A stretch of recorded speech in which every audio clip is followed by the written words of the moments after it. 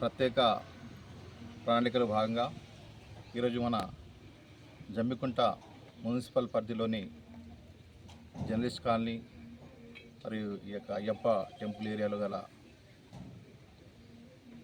Colony చాలా రోజులు ఇది వెనుకబడి ఉంది. ముఖ్యంగా కాలనీ అసలు ఉందా లేదా అనే విధంగా ఉండి ఇంతకుముందు విజిట్ చేసినాం. సో ముఖ్యంగా రోడ్స్ అన్నీ బుషెస్ మరియు చెట్లు, ఎటువంటి డ్రైనేజ్ వ్యవస్థ లేక రోడ్లన్నీ సీవేజ్ వాటర్ని రోడ్ల మీద పారడం జరిగేది. సో దీనిపై మనకు పలు ఫిర్యాదులు వచ్చినాయి. సో ముఖ్యంగా ఈ 100 రోజుల ప్రణాళిక యొక్క ముఖ్య ఉద్దేశం పట్టణంలోని ఏవైతే మర్జిడ్ ఏరియాస్ ఉన్నాయో, స్లమ్ ఏరియాస్ ఉన్నాయో వాటి యొక్క అభివృద్ధి కొరకు ప్రత్యేక ప్రణాళిక తయారు చేసి అదేవిధంగా శానిటేషన్పై అంటే పారిశుద్ధ్యంపై ప్రత్యేక దృష్టి సారించాలని ఆ యొక్క గౌరవ సిడిఎంఏ గారు ఆదేశించడం జరిగింది.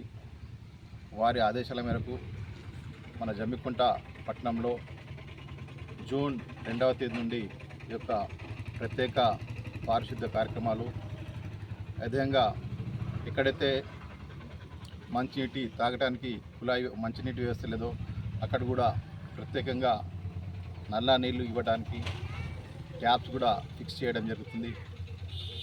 దాంతోపాటుగా ఎక్కడైతే మురికి కాలువలు కానీ, రోడ్స్ కానీ మరియు కల్వర్ట్స్ కానీ అవసరం ఉన్నాయో వాటినన్నింటినీ మా యొక్క ఇద్దరు ఏజ్ ద్వారా ప్రత్యేకంగా అవసరమైన చోట సర్వే చేయించి దానికి సంబంధించిన ఎస్టిమేషన్స్ డిపిఆర్ తయారు చేసి ప్రభుత్వానికి నివేదించి దానికి సంబంధించిన ఏదైతే డబ్బులు మరియు రిలీజ్ కావడానికి నిధులు సమకూర్చడానికి గౌరవ సిడిఎంఏ గారికి కోరడం జరుగుతుంది.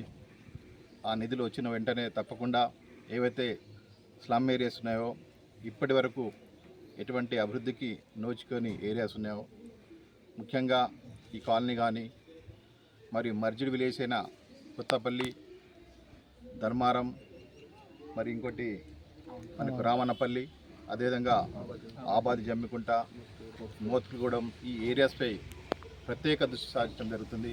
ఎందుకంటే మర్జీ అయిన విలేజ్ కూడా ఇప్పటికీ చాలా వరకు అభివృద్ధికి నోచుకోలేదు. తప్పకుండా మేము వాటిపై ప్రత్యేక దృష్టి సారించి, ఎందుకంటే ప్రజలందరూ సహకరిస్తున్నారు.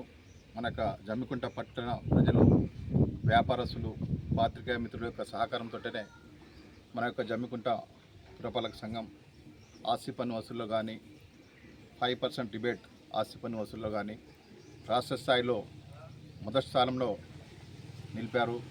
తప్పకుండా వారికి సేవ చేయాల్సిన అవసరం మాపై ఉంది. రాబోయే రోజుల్లో ప్రజల యొక్క మౌలిక సదుపాయాల కల్పనకు ప్రత్యేక చొరవ చూపి స్థానిక ప్రజాప్రతినిధులు మరియు ప్రభుత్వం తీసుకెళ్ళి ఈ యొక్క సమస్యలన్నీ దశలవారీగా వాటిని పరిశీలిస్తాం. ముఖ్యంగా కొత్తపల్లి జంక్షన్ కానివ్వండి, వీణవంక జంక్షన్, మరి మన యొక్క హౌసింగ్ బోర్డ్ కాలనీలోని పార్క్లో మనం యోగా సెంటర్ కూడా ఏర్పాటు చేయడానికి ప్రణాళికలు రూపొందించాం. సో ఆ పనులు కూడా త్వరలో ప్రారంభమవుతాయి. కాబట్టి పట్టణ ప్రజలు ఇన్ని రోజులు ఏ విధంగా సహకరించారో అదేవిధంగా సహకరించాలని కోరుతున్నాను. ముఖ్యంగా వర్షాకాలం ఆల్రెడీ ప్రారంభమైంది కాబట్టి దయచేసి ప్రతి శుక్రవారం ఒక డ్రై డేగా పాటించాలి. డ్రై డే అంటే ప్రత్యేక రాకెట్ సైన్స్ కాదు. మన ఇంటిలో ఉన్న ఏవైతే నీటి నిల్వలు ఉన్నాయో వాటిని ప్రత్యేకంగా ప్రతి వారం మన ఆరోగ్యం కొరకు, మన పిల్లలు కానీ, మన కుటుంబం కానీ ఈ యొక్క అంటువ్యాధుల బారిన పడకుండా, ముఖ్యంగా డెంగ్యూ, మలేరియా అనేది ఈ మంచినీటిలోనే ఆవాసం చేస్తుంది. కాబట్టి దయచేసి పట్టణ ప్రజలు ముఖ్యంగా అందరూ కూడా ప్రతి శుక్రవారం డ్రై డేగా పాటించాలి. మరి యొక్క ఇంటి పరిసరాలు కాకుండా ఇంటి చుట్టూన్న పరిసరాలు కూడా ప్రత్యేకంగా క్లీన్ చేసి ప్రతి శుక్రవారం అంటే వారంలో ఒకరోజు మనం ఈ యొక్క డ్రై డేని పాటిస్తే మనకు ఎటువంటి వ్యాధులు దరిచేరవు. కాబట్టి పట్టణ ప్రజలందరి సహకరించాలని కోరుతున్నాను.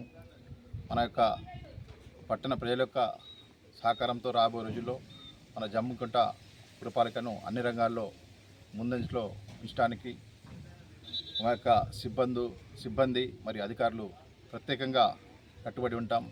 సో ఇన్ని రోజులు సహకరించిన ప్రజలకు ధన్యవాదాలు తెలుపుతూ రాబోయే రోజుల్లో ఇదే సహకారాన్ని కొనసాగించాలని కోరుతున్నాం. Thank you.